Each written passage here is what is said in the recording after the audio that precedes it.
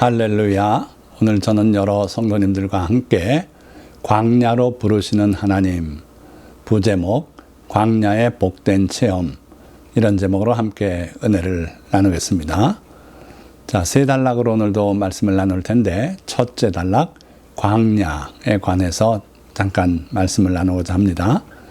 자, 광야는 말할 것 없이 사망의 그늘이 드리워진 곳, 성경에서는 그렇게 말씀하고 있어요. 그래서 시편에 보니까 사망의 음침한 골짜기로 다닐지라도 이 사망의 음침한 골짜기가 바로 광야라고 보시면 되겠습니다. 그래서 이 광야는 자칫하면은 목숨을 잃게 되는 그런 위험한 곳이다. 말 그대로 풀 한 포기 보기 어려운 곳이고, 또 사람을 해칠 수 있는 전갈이나 독사가 드글거리는 땅이 광야다. 또 광야는 고독과 고요만 있는 곳이다. 거기 보면 자연 그대로만 있고 사람의 손이 가해지지 않았으니까 거기는 고독과 고요만 있다. 그리고 심지어 내가 걸어온 발자국도 뒤를 돌아보면 금방 지워지고 마는 곳이 광야다. 그리고 내가 의지하던 모든 인간 관계가 단절되는 곳이다. 수평적인 관계는 다 끊어지고 하나님과의 관계, 수직적인 관계가 살아나는 곳이 광야다. 그리고 세미한 하나님의 음성을 들을 수 있는 곳이다. 그래서 앞에 얘기했던 부정적인 내용과는 반대로 세미한 하나님의 음성을 들을 수 있는 곳이 바로 광야다. 그래서 하나님께서는 우리를 때때로 광야로 초청하시고 거기서 우리를 만나주시고 거기서 우리를 변화시키는 하나님의 은혜가 있다. 자, 두 번째 단락입니다. 우리를 위해 광야를 예비하시는 하나님. 하나님께서 우리를 광야로 내모실 때가 있는데, 주로 무엇을 통해서 우리를 광야로 내모시고 또 광야로 초청을 하시고 그러시는가? 제일 흔한 것이 고난, 질병, 실패와 좌절, 이것들을 통해서 하나님은 그렇게 역사하세요. 그래서 우리가 인생을 살아가면서 고난을 만날 수가 있죠. 또 여러 가지 질병에 시달릴 때가 있어요. 또 사업에 실패하거나 우리가 목표로 했던 일에 실패하고 좌절을 맛보고 있을 때 우리는 이미 광야 한복판에 놓여져 있다. 이렇게 생각하시면 되겠죠. 그래서 시편 107편, 거기에 보면 인간이 살면서 겪는 여러 가지 환난들이 소개되는데, 그 중에 첫 번째가 이 광야 삶을 말씀하고 있어요. 그래서 보니까 여호와의 속량을 받은 자들은 이같이 말할지어다.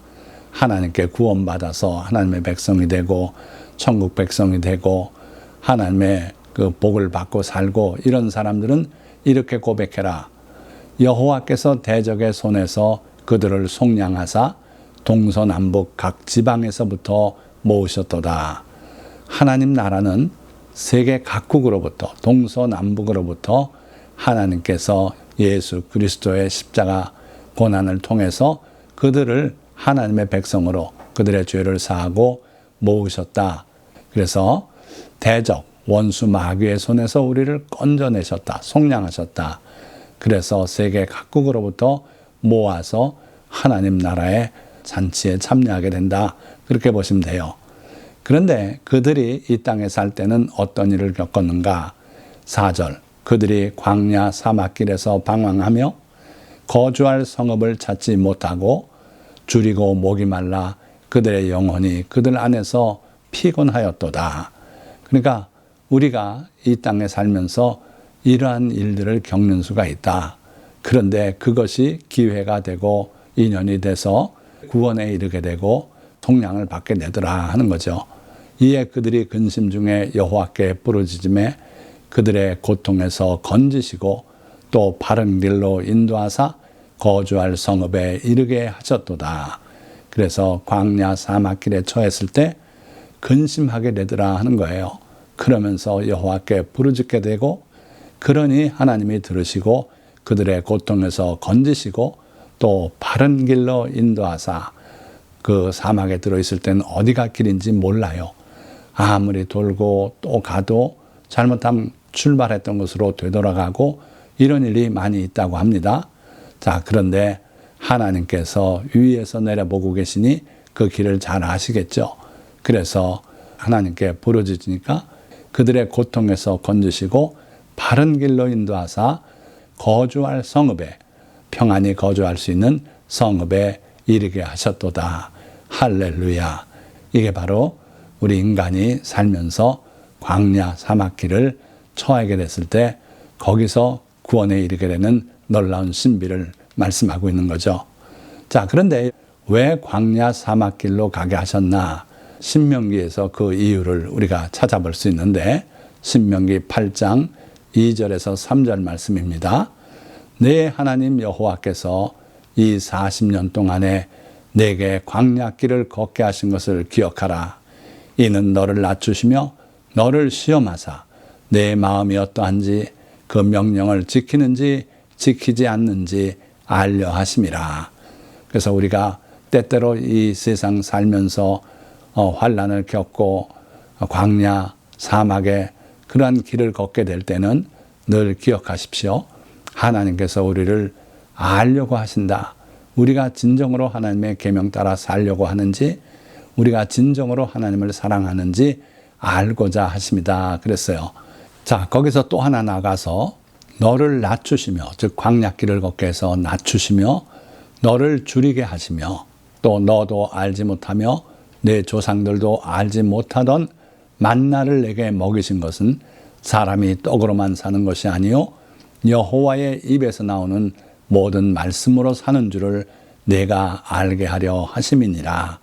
그러니까 하나님께서 이스라엘 백성을 광야길을 걷게 하신 이유가 하나님의 명령을 지키는지 지키지 않는지 알려고 하셨고, 또 두 번째는 그들을 낮추고 또 그들도 전혀 몰랐던 만나, 이걸 그들에게 주어서 먹게 하신 것은 바로 사람이 떡으로만 사는 것이 아니고 여호와의 입에서 나오는 모든 말씀으로 사는 줄을 내가 알게 하려 하심이니라.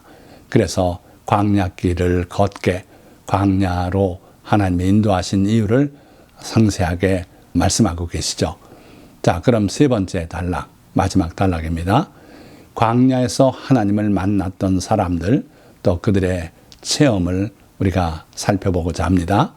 그래서 다 볼 수는 없고 야곱, 모세, 다윗, 그리고 엘리야, 이 네 분의 광야 체험을 우리가 살펴봅니다. 자, 그러면 첫째 야곱. 야곱이 부엘세바에서 떠나 하란으로 향하여 가더니 한 곳에 이르러는 해가 진지라. 거기서 유숙하려고 그곳에 한 돌을 가져다가 베개로 삼고 거기 누워 자더니, 자, 야곱은요 참으로 어떻게 보면 교활한 사람이에요. 인간의 꾀를 가지고 삶을 살려고 했던 사람이죠. 자기 쌍둥이형 에서에게 그 장자 명분을 팥죽으로 사지 않았습니까? 그리고 아버지의 축복을 받고 싶어서 형 에서로 변장하고 들어가서 아버지를 속이고 축복을 받았던 사람이죠. 그래서 결국은 하란을 향해서 떠나가야 했어요. 그래서 한 곳에 이르러는 해가 진지라. 저녁이 되고 밤이 깊어지고 이래서 그곳에 한 돌을 가져다가 베개로 삼고 거기 누워 자더니 꿈에 보니까 사다리가 놓였는데 천사들이 오르락내리락 하고 그 사다리 끝을 바라보니까 거기에 하나님이 계시더라 하는 거예요. 그래서 하나님께서 야곱에게 내가 너와 함께 하겠다. 너를 지켜주고 다시 돌아오게 하겠다. 그런 약속을 하시는 그 하나님의 약속을 그가 진심으로 받아들이고 그 이후에 그 하나님을 기억하면서 살아갔어요.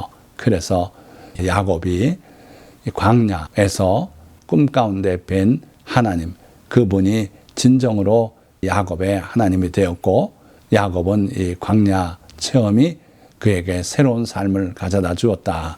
그래서 이 야곱은 팥죽으로 장자의 명분도 사고 아버지를 속여서 축복 기도도 받고 그러한 간교한 인간 수단으로 살아왔지만 광야에서 하나님을 만나 뵙고는 하나님만 의지하는 그러한 새로운 인격을 가지게 되었다. 그래서 돌아오는 길에 야복강가에서 천사와 씨름하고 하나님께서 자기를 축복해 주시기를 간절히 매달려 간구했던 그런 사람으로 변화됐던 걸 알 수 있어요.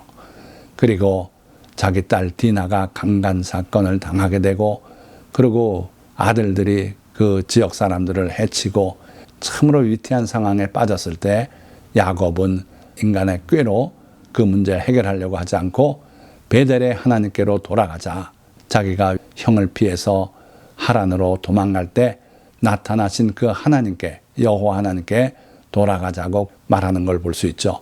그러니까 이 야곱은 광야의 체험을 통해서 하나님만 의지하는 그런 사람으로 변화된 걸 알 수 있습니다.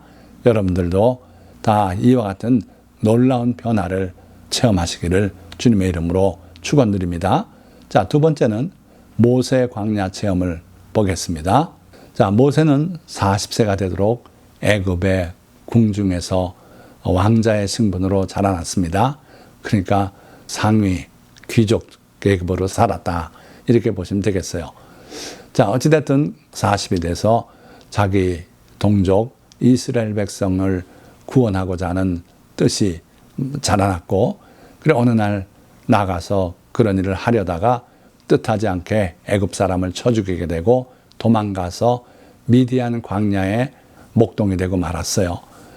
미디안 광야에 살면서 이 모세의 지나간 영광들 다 날아가고 잊혀지고 말았죠. 그래서 장인 이드로의 양을 치며 무의미하게 흘러가는 걸로 생각됐던 두 번째 40년, 그러니까 그가 80세가 돼서 광야 호렙산 떨기나무 앞에서 하나님을 만나게 되지 않습니까?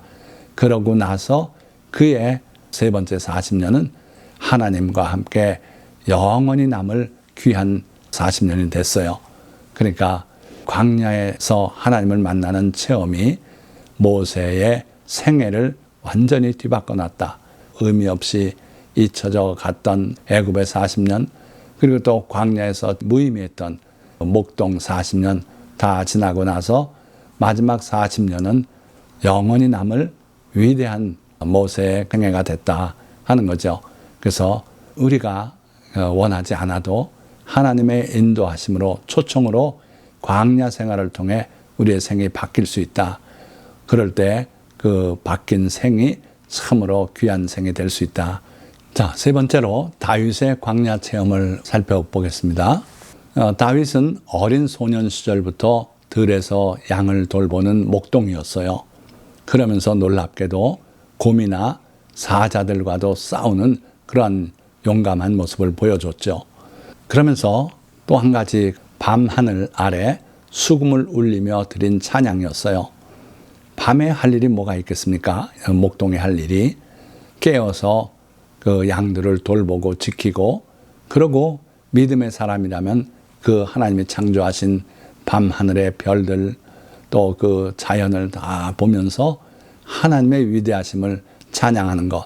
그래서 다윗은 수금을 켜면서 하나님을 찬양했어요. 그러다가 골리앗을 무찌르고 이스라엘의 영웅이 되어서 널리 알려지게 됐지만 사울 왕의 시기심으로 인해서 광야로 피신하는 신세가 됐죠. 그러나 일찍이 광야 생활에서 다져졌던 다윗은 이 광야 생활에 그렇게 어려움이 없었던 것 같아요. 아둘람 동굴, 또 유대 광야, 수풀의 도피 생활, 그것이 그렇게 만만치는 않았지만 하나님께서 돌봐주심으로 광야 생활을 무사히 끌어나갈 수 있었죠. 그러니까 다윗의 광야 체험은 다윗을 위기에 몰아넣은 것이 아니라 오히려 더 훌륭한 왕으로 하나님과 대화할 수 있는 그러한 일꾼으로 만들어줬다는 거예요. 자, 그 다음에 네 번째, 엘리야의 광야 체험을 봅니다. 엘리야는 아하방에게 가뭄을 선포했죠. 아하방은 바알신 숭배를 수입해 들여와서 나라에 심은 못된 왕이죠. 그래서 하나님께서 진노하셔서 엘리야를 보내어서 3년 반 동안 그 나라에 비가 없겠다고 선언하셨어요. 그러고 도망가서 그리스 시내가에 숨었고 하나님이 부리시는 까마귀들이 떡과 고기를 물어다 먹여서 한동안 숨어 살아갈 수 있었어요. 그러나 시냇물이 마르고 결국 엘리야 선지자는 시돈 땅 사르밧 과부에게 보냄받고 그 과부의 집에 머물면서 양식을 함께 먹을 수 있었죠. 하나님의 놀라운 기적으로. 자, 그리고 드디어 3년 반이 돼서 갈멜산으로 나아가서 거기서 바알 선지자들과의 대결로 승리했죠.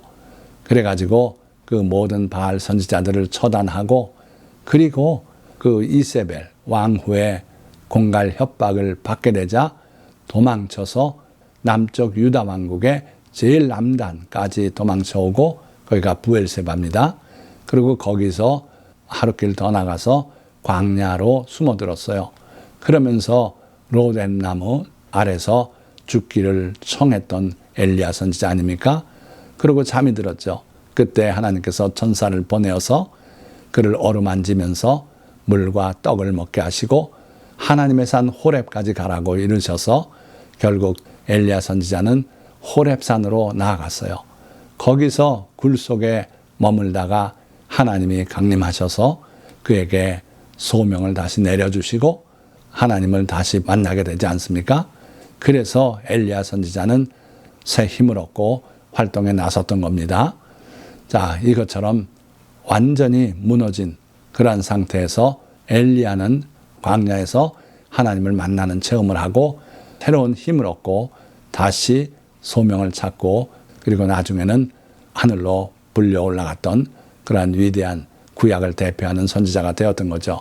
자, 여기 도자기 그림을 하나 소개해 드렸는데 여러분들 도자기는 반드시 거쳐야 되는 과정, 가장 중요한 과정이라고 할 수 있는 것이 불가마의 과정이죠. 불가마에서 몇 도나 얼마나 뜨겁게 구워내느냐에 따라서 1300도 이하는 독이라고 하고 1300도에서 1500도의 열처리를 받으면 작이라 그런다 그래요. 이걸 합쳐서 도자기다 그렇게 부른다고 합니다. 어찌되었든 아무리 예쁘게 만들고 또 유약을 칠하고 했어도 불가마를 거치지 않으면 도자기가 아니에요. 그냥 흙덩이에요. 마른 흙덩이죠. 그런데 불가마를 거쳐서 열 처리를 받고 나오면 이게 도자기가 되는 겁니다. 도자기에게 있어서 불가마가 우리 인생에게 있어서 광야의 역할과 비슷하다. 하나님께서는 우리를 광야로 불러서 그게 물리적인 광야일 수도 있지만 아니면 단지 영적인 광야일 수도 있습니다. 그래서 우리가 어려움 가운데 하나님께 부르짖고 우리의 수평 관계가 다 끊어진 가운데 수직으로 하나님을 향해서 외치고 하는 그러한 광야 체험을 통해서 우리 인간의 인성이 바뀌고 새로운 소명을 받게 되고 이렇게 된다 하는 거예요. 불가마를 거치지 않은 도자기가 아무 의미 없듯이 광야의 체험을 갖지 않는 인성은 하나님 앞에 쓸모가 없게 되는 거예요. 그래서 여러분들은 어려움을 겪게 될 때, 야, 하나님께서 내게도 광야의 체험을 통해서 내 인성이 바뀌기를 원하고 계시구나. 내게 새 소명을 허락하시고 새 힘을 허락하시고 새로운 삶을 살게 역사하시는구나. 이렇게 생각하시고 하나님께 매달리고 감사하는 그러한 성도가 되시기를 주님의 이름으로 축원드립니다. 자, 말씀을 맺겠습니다. 광야는 고독과 적막이 있고 사망의 그늘이 드리워진 곳이지만 또한 하나님께서 우리를 위해 마련하신 만남과 인격 완성의 장소이기도 합니다.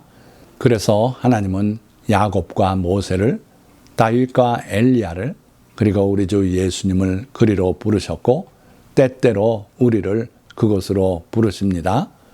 그리고 거기서 주님은 우리를 만나주시고 주님만이 우리의 하나님이시며 살아계신 하나님이심을 보여주십니다. 또한 거기서 우리에게 사명을 주시고 새 힘을 내려주십니다. 주께서 우리를 광야로 이끄실 때 두려워하지 말고 거기서 주님을 만나고 주님의 음성에 귀를 기울이며 주께 순종하는 성도가 되어 인생의 승리자가 되시기를 간절히 축원드립니다. 기도하겠습니다.